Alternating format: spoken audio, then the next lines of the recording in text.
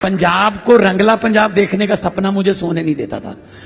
मैं cassette CD मेरी release होती थी, लाखों में बिकती थी, हंसते थे लोग, लेकिन मुझे उतनी खुशी नहीं होती थी। मैंने कहा मैं हंसी कहां से निकालूं, जितनी देर चूल्हे में आग नहीं जल रही, जितनी देर घर की कबीलदारी जो है वो ट्रैक पे नहीं है, आप कैसे हंसोगे।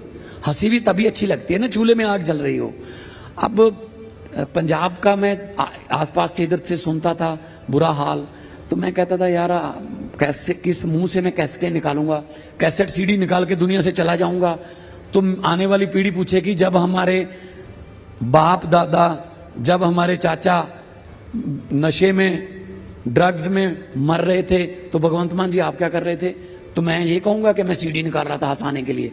मैं कुछ ना कुछ तो फिर समाज के लिए कुछ करना, समाज ने मुझे इतना कुछ दिया, मैंने समाज को वापस क्या दिया, ये मेरे मन पे बोझ था।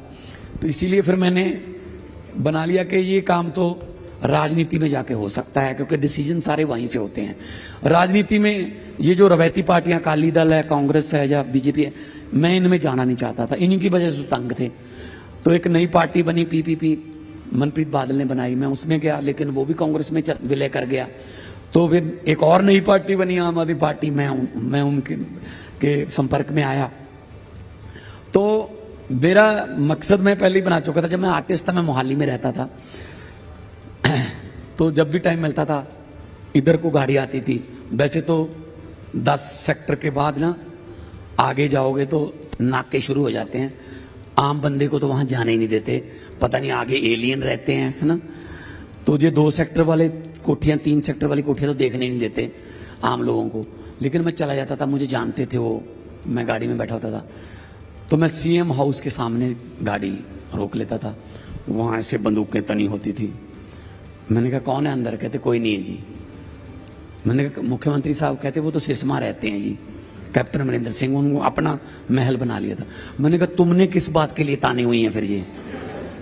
कहते जी अब क्या करें, ड्यूटी है। मैंने कोई भी नहीं है, कहते नहीं।